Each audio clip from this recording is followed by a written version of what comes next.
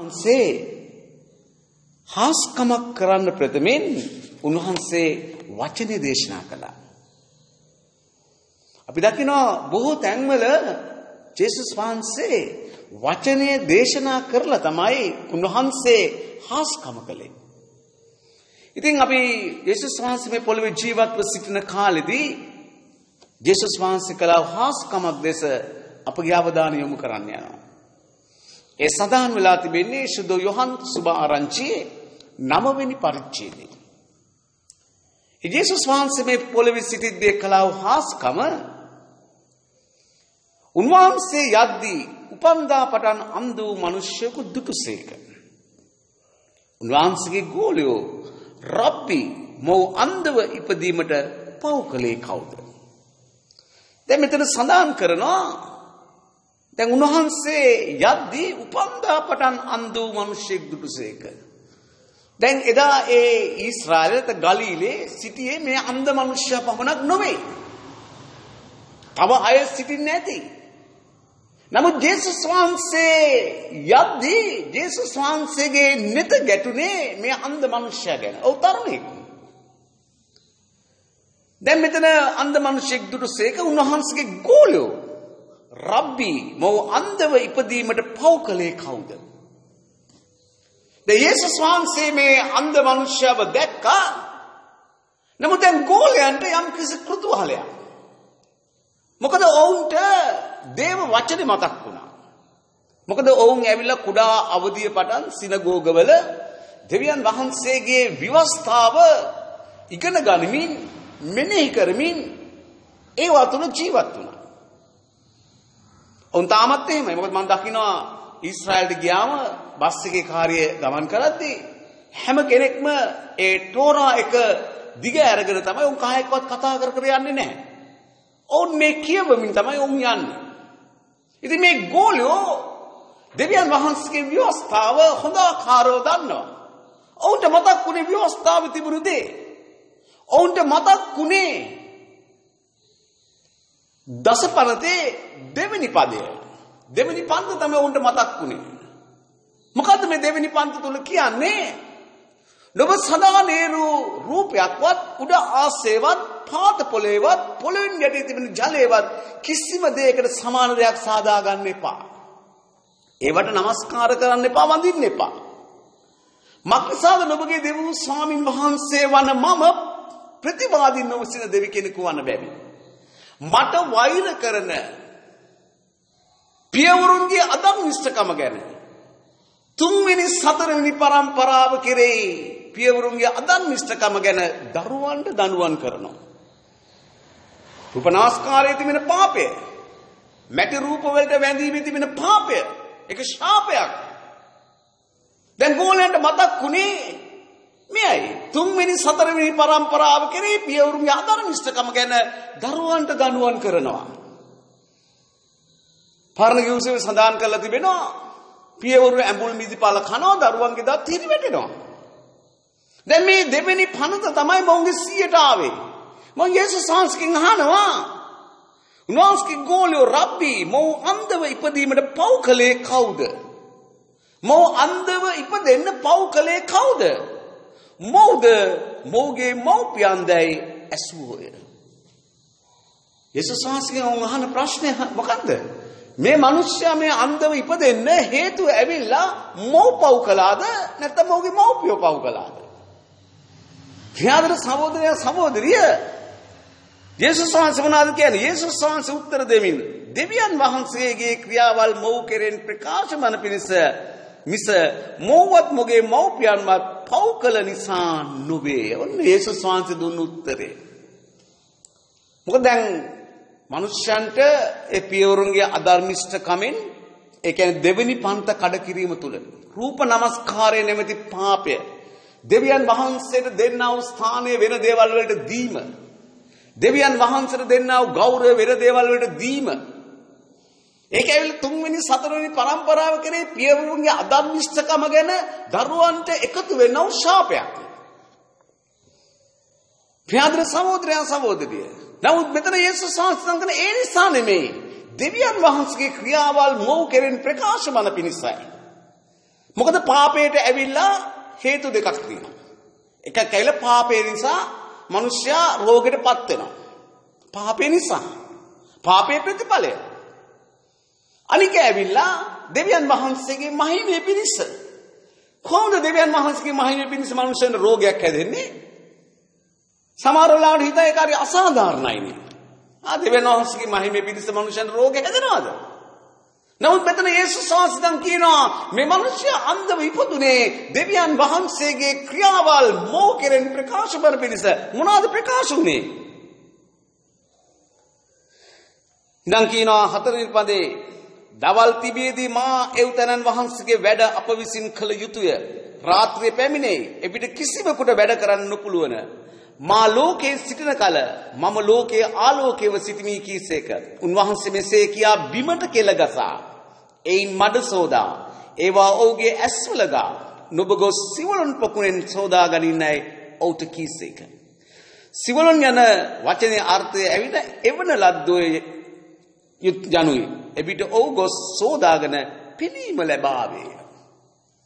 යාදර සහෝදරයන් සහෝදරිය දැන් යේසුස් වහන්සේට තිබුණානේ මේ මිනිස්සයාගේ ඇස් දෙක අත ගහලා නුඹ පෙනීම ලබන්න කියලා කියන්නේ. මොකද උන්වහන්සේට කියන්න පුළුවන්. උන්වහන්සේ අත ගසන්න ඕනෙත් නැහැ. උන්වහන්සේ හිටපු තෑනේ ඉඳලා ඒ තරුණයාට කිව්වා නම් නුඹ පෙනීම ලබන්න කියලා ඒ දේ සිදු වෙනවා. නමුත් මෙතන ඉඳන් කියනවා යේසුස් වහන්සේ කළපු ක්‍රියාවක්. උන්වහන්සේ මොනවද කළයි කියලා කියන්නේ? උන්වහන්සේ බිමට කෙල ගසා එයින් මඩ සාදා ඒවා ඔහුගේ ඇස්වල ගා නොබ ගොස් සිවුලන් පොකුණෙන් සෝදාගනියයි ඔහුට කීසේක. දැන් යේසුස් වහන්සේ කළේ මොකද්ද? උන්වහන්සේ බිමට කෙල ගසා එයින් මඩ සාදා. එයින් මඩ සාදා උන්වහන්සේ දැන් කියනවා දැන් නොබ ගිහිලා ඔහුගේ ඇස්වල කල්වල ළඟ දැන් ඔබ ගිහිල්ලා සිවුරුන් පොකුණෙන් සෝදාගන්න. ක්‍රියාදර සහෝදරයන් සහෝදරි අපේ ජීවිතයේ හාස්කම සිදු වෙන්නේ කීකරුකම තුල. මොකද දෙවියන් වහන්සේ වල කීකරුකමේ දෙවියන් වහන්සේ. අප තුල කීකරුකම නැත්නම් දෙවියන් වහන්සේට අපේ ජීවිතේ කිසි දවසක හාස්කමක් සිදුවන්නේ නැහැ. දෙවියන් වහන්සේ බලෙන් කිසි දෙයක් කරන්නේ නැහැ. අපේ ජීවිතයේ හාස්කමක් සිදු වෙන්න නම් අප තුල තිබෙන්න ඕනේ මොකද්ද? කීකරුකම. දැන් මෙතන මේ උන්වහන්සේ බලන්න මොකද්ද කීකරුකම?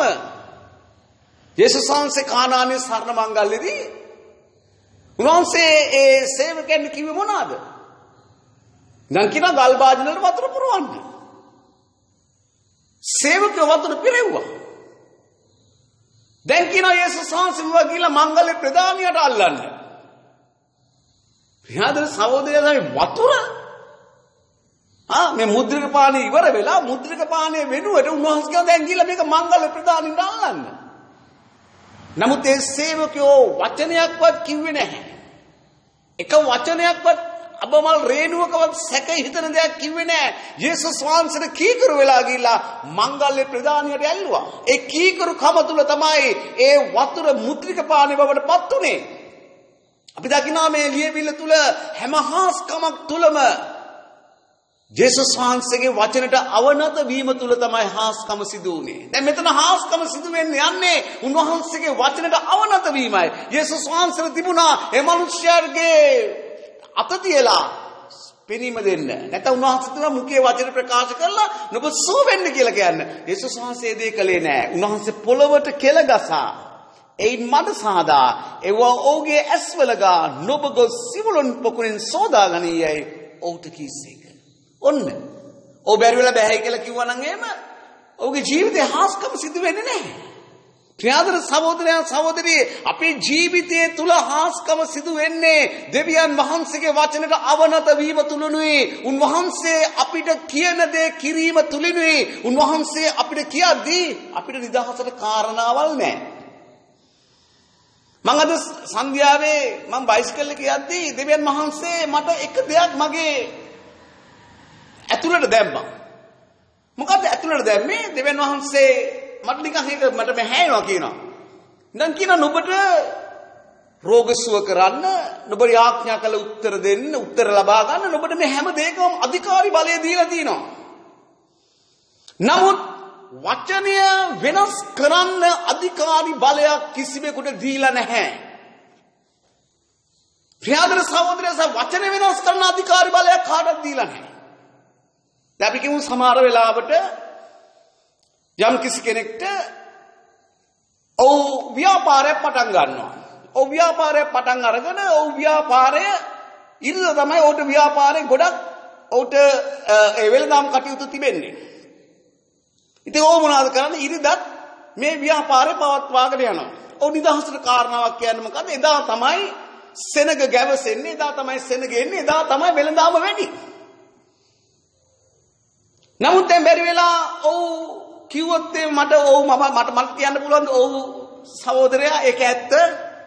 අනුබර ඉරිදර තමයි වෙළඳාම වැඩි තියෙන්නේ, රටේ ආර්ථිකත් එක්ක ජීවත් වෙන්න තිබෙන ජීවිත ගැටලුත් එක්ක ඔබ ඒ දේ කරගෙන යන්න. ඒ දේ කියන්න උන්වහන්සේ කිසිම සේවකයෙකුට කිසිම කෙනෙකුට අධිකාරි බලයක් දීලා නැහැ. උන්වහන්සේගේ වචන කියන්නේ කුමක්ද? සබත් දවස සුද්ධ කොට පවත්වන්න. ඒ සබත් දවස නිවාඩු ගන්න. ඒ සබත් දවස දෙවියන් වහන්සේට නමස්කාර කරන්න. දෙවියන් වහන්සේගේ සෙනඟ සමග එකතු වෙලා. ඒ දවස ගැන කියන්න කිසිම කෙනෙකුට දෙවියන් වහන්සේ අධිකාරි බලයක් දීලා නැහැ.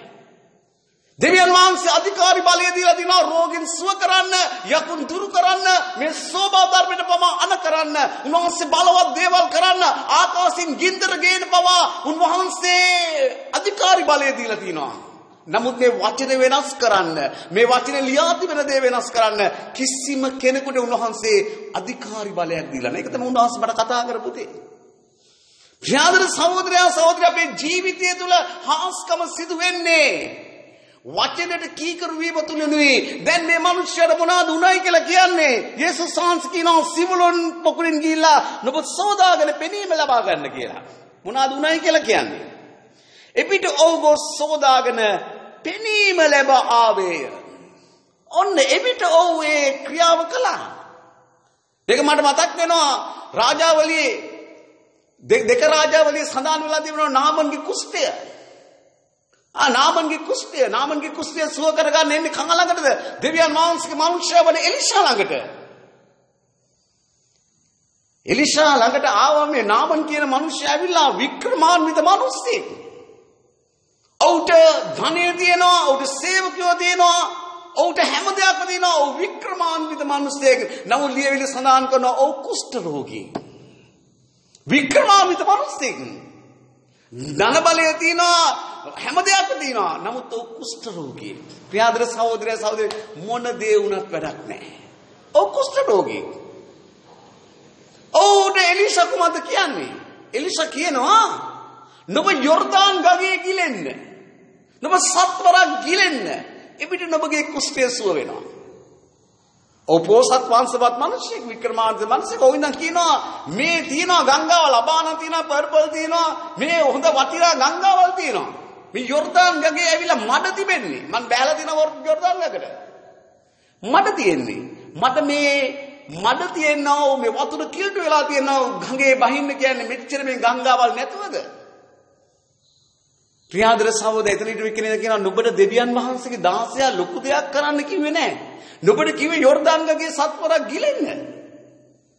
එවිට ඔව් පළවෙනි පාර ගිලුණා, දෙවෙනි පාර ගිලුණා, තුන්වෙනි පාර ගිලුණා, හතරවෙනි පාර ගිලුණා, පස්වෙනි පාර ගිලුණා, හයවෙනි පාර ගිලුණා. හත්වෙනි පාර ගිල්ල එද්දී ඔහුගේ ශරීරයේ කුඩා දරුවෙක්ගේ හැම බවට පත් වුණා. කුෂ්ඨ රෝගේ සම්පූර්ණ සුව වුණා.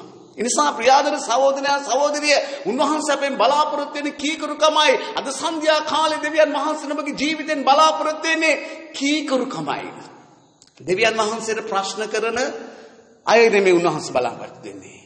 උන්වහන්සේ කියන දේ කීකරුව අහලා උන්වහන්සේට අවනත වෙලා ඒ දේ කරන කෙනාගේ ජීවිතය තුල තමයි උන්වහන්සේ හාස්කම් කරන්නේ.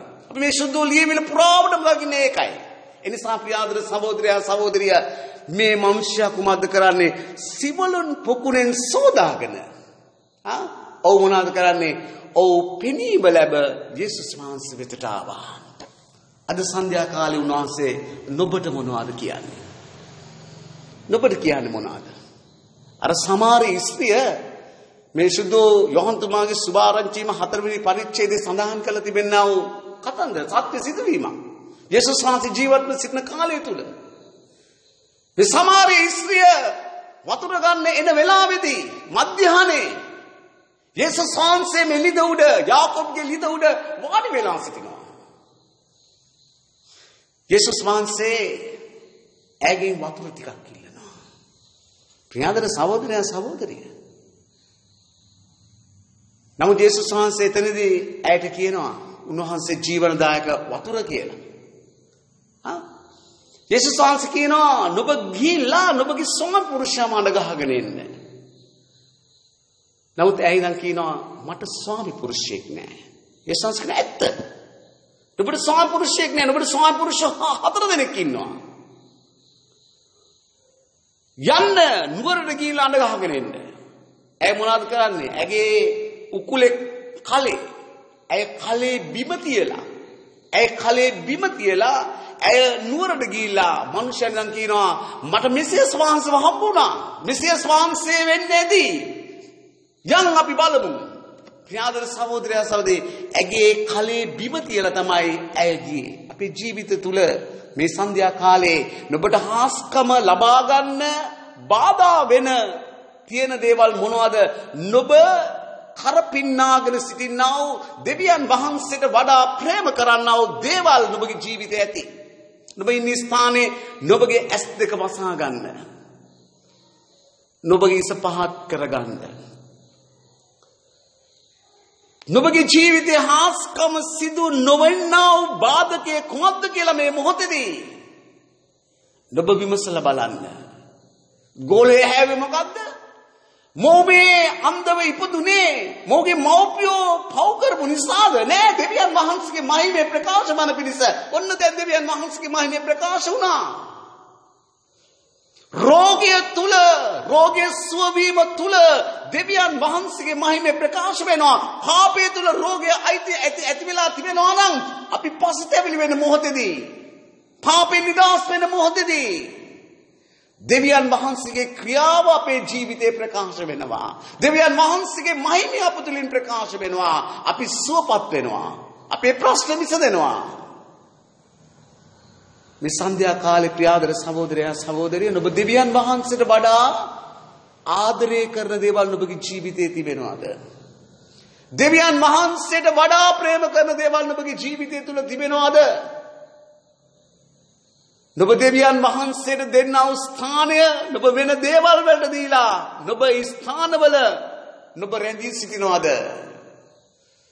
අද සන්ධ්‍යා කාලේ උන්වහන්සේ කියනවා සියල්ල අතහරින්න. සියල්ල අතහරින්න. නුඹ හිස් වෙන්න. නුඹ හිස් වෙන්න. එලිෂාගේ කාලෙදී අර වැන්දපු ස්ත්‍රියට කිව්වේ ඒකයි. මේ වැන්දපු ස්ත්‍රියට තිබ්බ ප්‍රශ්නේ කුමක්ද? ඇගේ ස්වාමි පුරුෂයා ණය වෙලා ණය ගෙවා ගන්න බැරුව උමිය ගිහිල්ලා. ණයකාරයෙක්ව සිටිද්දි මිය ගිහිල්ලා. ණය ගෙවා ගන්න විදියක් නැහැ. දැන් ණයකාරයෝ ඇවිල්ලා පුතාව ගෙනියන්න යනවා. ණයට හිලව් වෙන්න. ඇය අසරණ තත්ත්වයටපත් වෙලා. මෙතෙන්ට තමයි එලිෂා එන්නේ. දෙවියන් වහන්සේගේ මිනිසයා. ඇවිල්ලා අහනවා නුඹ ළඟ මොනවද තියෙන්නේ? දැන් සමහර වෙලාවට අපි දැන් කියනවා සත පහ අතේ නැහැ. කිසිම දෙයක් නැහැ. නෑ මොනවා හරි දෙයක් තියෙනවා. මොනම හරි දෙයක් අපේ ජීවිතය තුළ තිබෙනවා අපිට කියලා. එලිෂා අහනවා මොනවද තියෙන්නේ? බෝතලයක තෙල් ටිකක් තියෙනවා. මෙච්චරයි තියෙන්නේ. ඒක ගේන්න. ආශිර්වාද කළා. ඉඳන් කියනවා දැන් හාලපාල ඉන්න අයගෙන් හිස් භාජන ඉල්ල ගන්න. හිස් භාජන ඉල්ල ගන්න. ඒ ගේන භාජන වලට තෙල් වක් කරනවා. තෙල් පිරিলা යනවා. අන්තිමට භාජන ඉවරුනාම තමයි තෙල් එන එක නතර වුනේ. නම් කියනවා දැන් මේ තෙල් ටික විකුණලා ණය බේරලා නොබත් ඔබගේ පුතත් සන්තෝෂෙන් ජීවත් වෙන්න. හිස් භාජන. අද සන්ධ්‍යා කාලේ ඔබ හිස් භාජනයක් වෙන්න. ස්වාමීන් වහන්සේට වඩා ප්‍රේම කරන දේවල් ඔබගේ ජීවිතේ නැහැ. යේසුස් වහන්සේ කියනවා මට වඩා මවටද පියාටද ස්වාපුරුෂයාට භාර්යාවට දරුවන්ටද ප්‍රේම කරන තැනැත්තා මට සුදුසු නෑ. ඒ කියන්නේ ඒගොල්ලන් අතාරින්න කිව්ව නෙමෙයි. ඒගොල්ලන් ඕනේ. නමුත් සියල්ලට ඉහළින් අපේ ජීවිතේ පළවෙනි තැන ඇවිල්ලා දෙවියන් වහන්සේ. අද සන්ධ්‍යා කාලේ ඔබගේ ජීවිතය තුල මොනවාද ඔබ අල්ලගෙන ඉන්නේ? ඔබගේ ජීවිතයේ හාස්කම සිදු වෙන්න බැරි වෙන පිණිස ඔබ අල්ලගෙන සිටින දේවල් මොනවාද? ඔබ තුල තිබෙන පාපේ කුමක්ද? ඔබ තුල තිබෙන නොපනත්කම මොනවාද? ඔබ දැන් ඉවිලා බලන්න ඇතුළාන්තෙට. උන්වහන්සේ කියන හිස් වෙන්න. එදා එලිෂා හිස් වාජන වලට තමයි තෙල් පිරෙව්වේ. හිස් වෙන්න. ඔබ හිස් වෙනවද? ඔබගේ ජීවිතයේ එක උන්වහන්සේ. ඔබ හිස් වෙනවා නම් දැන් උන්වහන්සේ සූදානම් ඔබගේ ජීවිතේ හාස්කම කරන්න. ඔබගේ රෝගී නිට්ටාබ්‍රව සුව කරන්න. ඔබ නිදන්ගත රෝග වලින් පීඩා විඳින කෙනෙක් වෙන්න පුළුවන්. පරම්පරාගතව එන්නව රෝග තමයි නිදන්ගත රෝග. ලෝකේ පරම්පරාවට දිය වැඩියාව තියෙනවා නම් ඔබට දිය වැඩියාව තියෙනවා. මේවා තමයි නිදන්ගත රෝග. උන්වහන්සේ කියන මේ සන්ධ්‍යා කාලේ ඔබ නිදන්ගත රෝග වලින් මම නිදහස් කරන්න සූදානම්. ඔබ සූදානම්ද? ඔබ සූදානම්ද? එනම් උන්වහන්සේ ඔබගේ ජීවිතේ දැන් ආස්කම කරන්න යනවා. ඔබ රෝගීව සිටිනවා නම් ඔබගේ පපුව මත ඔබගේ දකුණු අත තියාගන්න. ඔබ නිදන්ගත රෝග වලින් පීඩා විඳිනවා නම් ඔබගේ අත් දෙකම ඔබගේ පපුව මත තියාගන්න. දැන් උන්වහන්සේ ඔබව නිදහස් කරන්න යනවා. දැන් ඔබ හාස්කම අත්දකින්න. සියලු බල ඇති සදාකාලික කරුණාවන්ත දෙවි පියාණෙනි, දැන් ඔබ වහන්සේගේ බලවන්ත හස්තයට ඒ රෝගීව සිටින හැම කෙනෙක් ඔබට බාර දෙනවා. ස්වාමිනී, නිදන්ගත රෝග වලින් පීඩා විඳින්නා වූ ඒ පරම්පරාගත රෝග වලින් ස්වාමිනීක දිය වැඩියාව වෙන්න පුළුවන්, හෘදාබාධ වෙන්න පුළුවන්. ස්වාමිනී නොයෙකුත් ස්වාමිනී ඒ පරම්පරාගත රෝග තිබෙනවා, නිදන්ගත රෝග. ස්වාමිනී දැන් මේ රෝග කුමක් වුවත් දැන් ඔබ වහන්සේ ඒ රෝග ස්ථාන ස්පර්ශ කරලා ඒ නිදන්ගත රෝග වලින් දැන් නිදහස් කරන්න ජේසුස් ක්‍රිස්තුස් වහන්සේගේ නැවත නැගිට ආධිපත්‍ය බලය තුල ඒ පරම්පරාගතක ඒ නිදන්ගත රෝග වලින් දැන් නිදහස් වෙන්න ආන කරනවා, සුව වෙන්න ආන කරනවා. ස්වාමිනී දැන් ඔබගේ සුවය, ඔබගේ ආනුභාවය ඒ අය මත නිදහස් කරලා ඒ නිදන්ගත රෝග වලින්, ඒ පරම්පරාගත රෝග වලින් ස්වාමිනී හෘදාබාධ වෙන්න පුළුවන්, දිය වැඩියාව වෙන්න පුළුවන්, තව නොයෙකුත් ස්වාමිනී ඒ නිදන්ගත රෝග වෙන්න පුළුවන්. දැන් මේ සන්ධ්‍යා කාලේ මුළුමනින්ම නිදහස් කරන්න යේසුස් වහන්සේගේ නාමයෙන් ඒ හැම කෙනෙක්ම ඒ නිදන්ගත රෝග වලින් නිදහස් කරනවා, නිදහස් වෙන්න කරනවා. ස්වාමිනී වහන්සේ සුව කළාට ස්තුතියි.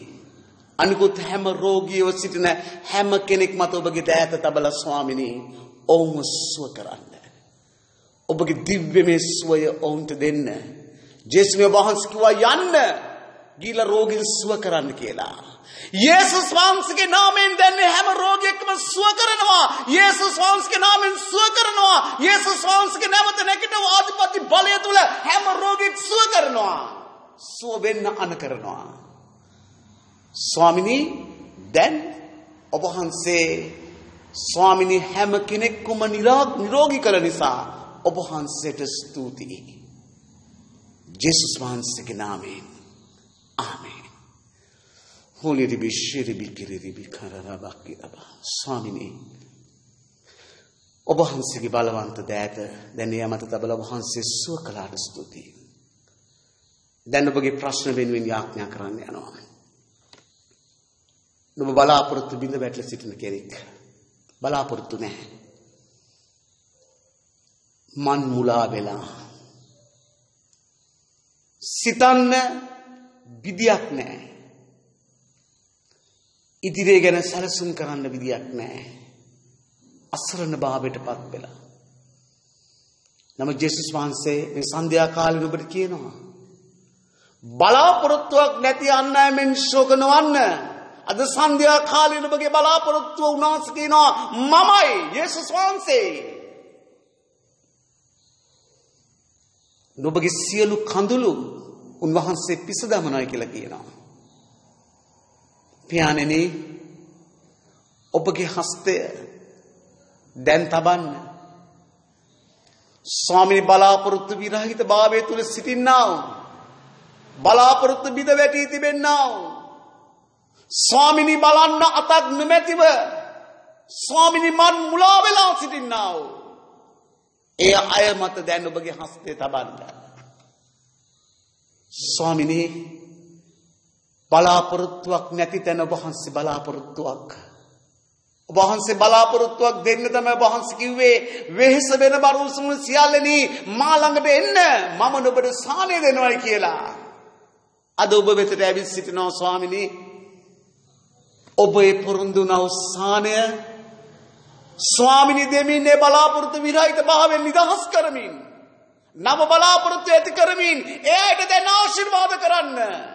යේසුස් වහන්සේගේ නාමයෙන් ඒ ජීවිත නිදහස් වෙන්න ආන කරනවා. සියලු ප්‍රශ්න වලින් නිදහස් වෙන්න ආන කරනවා. සියලු බලාපොරොත්තු විරහිත භාවයෙන් නිවත් වෙන්න ආන කරනවා. ස්වාමීනි දැන් ඔබ වහන්සේ ආශිර්වාද කරන්න.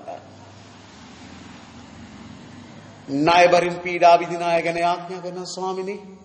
ආර්ථික අපහසුතාවයන්ට පත් වෙලා සිටින අය ගැන ආඥා කරනවා ස්වාමීනි දැන් ඔවුන් මතට ඔබගේ හස්තය තබන්න. ජේසුස් ක්‍රිස්තුස් වහන්සේගේ නාමයෙන් ඒ ණයබරින් පීඩා විඳින අය නිදහස් වෙන්න ආන කරනවා. ඒ ආර්ථික ප්‍රශ්න වලින් පීඩා විඳින අය ඒ ආර්ථික ශාපෙන් නිදහස් වෙන්න ආන කරනවා. ස්වාමීනි ස්වර්ගයේ කවුළු හැරලා උන්ට ආශිර්වාද කරන්න. දෙවියන් වහන්සේ ඔබව සියලු ණයබර නිදහස් කරනවා. උන්වහන්සේ කියනවා නැවත ණය නොවී සිටින්න. ඔබගේ ජීවිතයේ බලාපොරොත්තු උන්වහන්සේ කරගන්න. මන්ද ආකාශයේ පියාසරල පක්ෂීන් පෝෂණය කරන දෙවියන් වහන්සේ ඔබව පෝෂණය කරන්න බැඳී සිටිනවා. උන්වහන්සේ දෙස බලන්න. උන්වහන්සේ ඔබව ණයබරින් ආර්ථික ප්‍රශ්න මේ සන්ධ්‍යා කාලේ නිදහස් කරනවා. ස්වාමීනි නිදහස් කරන්න. ඔබ වහන්සේගේ ආශිර්වාදයේ හස්තය ඕන් මෙත දිගු කරලා ඒ ආශිර්වාදයේ ස්වාමීනි ඕන් මෙතන නිදහස් කරලා ආශිර්වාද වගුරවලා ඒ ණයබරින් නිදහස් කරලා ආර්ථික ශාපෙන් නිදහස් කරලා ස්වාමීනි ඕන්ට ආශිර්වාද කරන්න. ආර්ථිකව ලෞකිකව ශාරීරිකව ආශිර්වාද කරන්න. දැන් ඔබ වහන්සේ ආශිර්වාද කළ නිසා ස්තුතියි.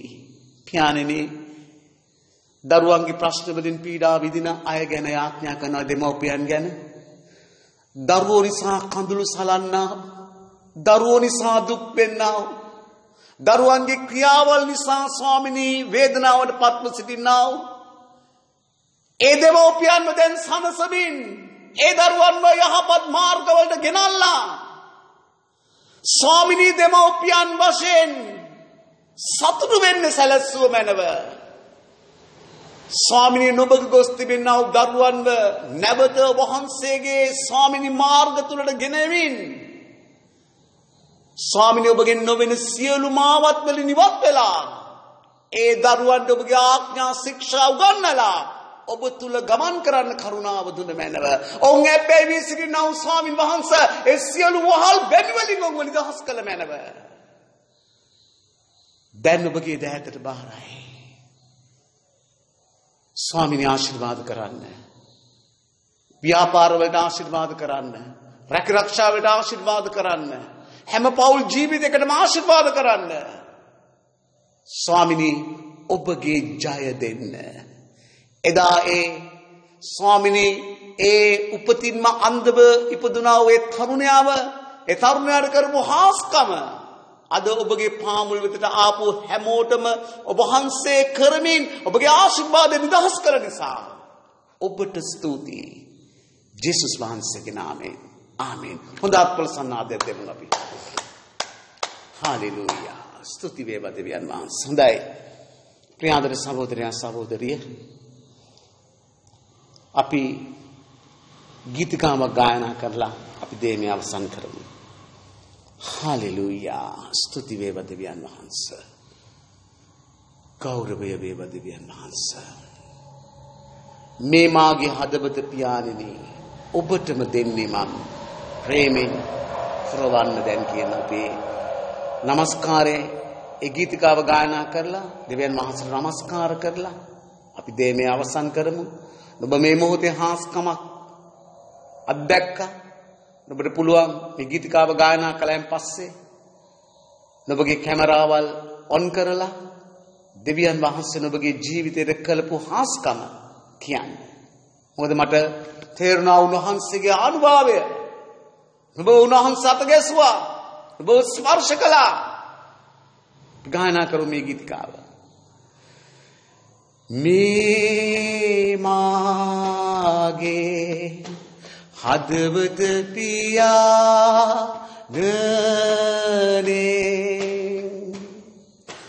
ඔබටම දෙන්නේ මා ප්‍රේමෙන් පුරවන්න දැන්